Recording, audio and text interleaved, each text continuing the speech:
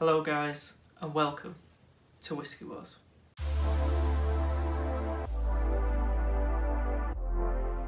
Hello everyone, I hope you're all doing well today. And today we've got two whiskies from the Speyside region to test. The Speyburn 10 and the Glendronach 12. The Speyburn 10 is bottled at 40% and the Glendronach 12 is bottled at 43%. Right off the bat, you can see quite a clear colour difference if I bring them close. The Speyburn is a much lighter straw colour, with the Glendronach being a sherry bomb. It's far darker, more reddy.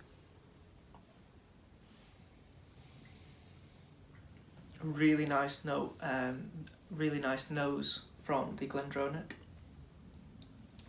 Straight away you're getting raisins, you're getting red berries, fruit compote, a jammy note to it.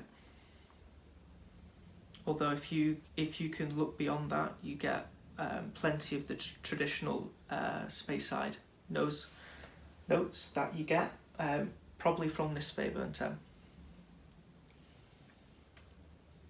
which is lighter fruits, apples, pears, some butterscotch, some honey.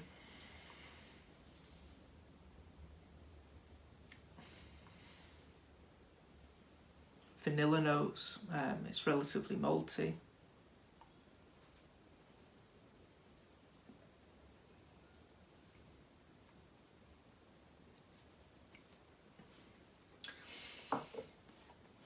To taste on the Speyburn, it's really simple.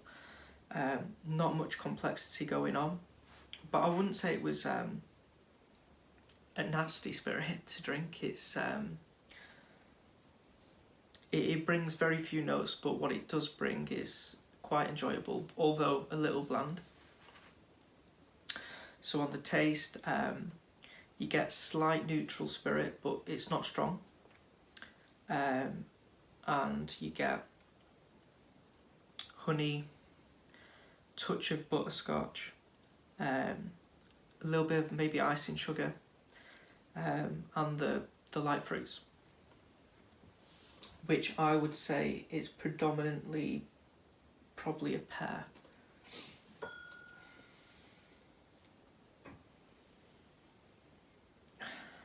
The Glendronach has a much richer nose, deeper, darker fruits, raisins, maybe a plum, prune, much more going on.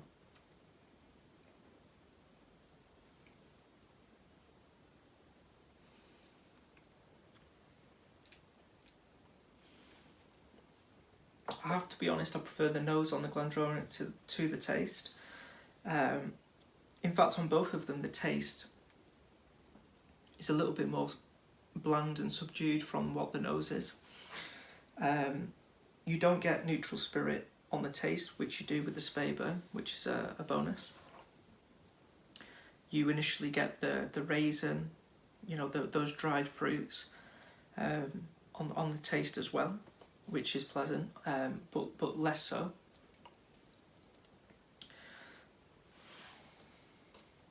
Traditional Speyside notes coming through, a little bit of butterscotch, a little bit of honey.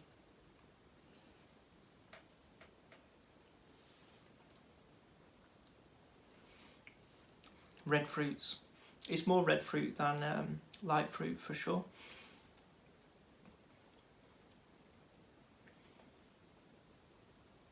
Maybe a little bit of a raspberry in there. Although I would say definitely more dried fruits. Like a raisin, it's quite a heavy raisin note, which I really like.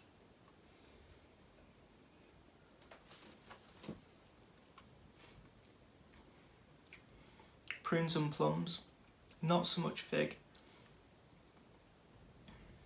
It is really nice. The finish on it as well is, I'd say a medium to long. I'd say there's a medium to long finish on it, which is really important. The finish is far shorter on the Speyburn. I'd say that was a short to medium.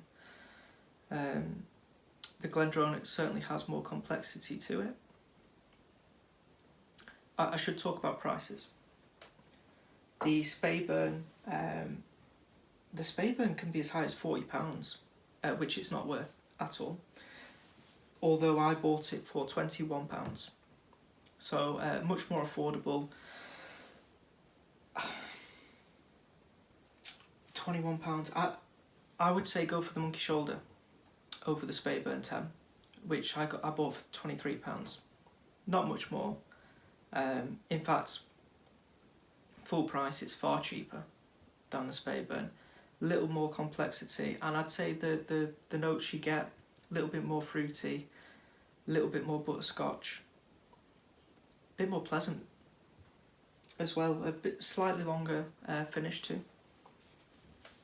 The Glendronach 12 is I got for £35. It's rarely on offer. It's usually around 40, low 40s. Is the Glendronach 12 worth the money?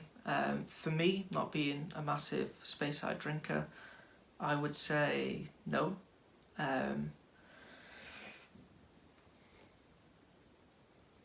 I would say for the money, I'd still push you towards the Monkey Shoulder, but you will not get those sherried notes that you do from the Pedro Jimenez barrels in the Glendronach.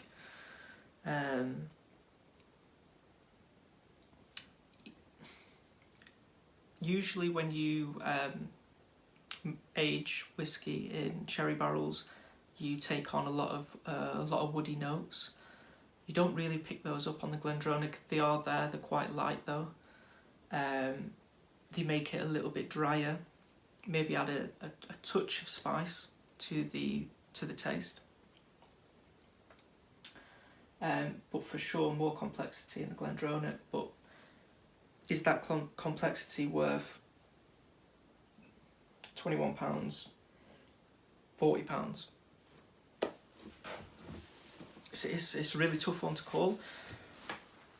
I would say, price-wise aside, the Glendronach's by far the better whiskey, by far. So I'm still going to give it the win today because even though I don't feel like it's massively worth £40, I would rather drink it every day of the week over the Speyburn 10. So out of the battle between the Speyburn 10 and the Glendronach 12, the Glendronach 12 is the winner.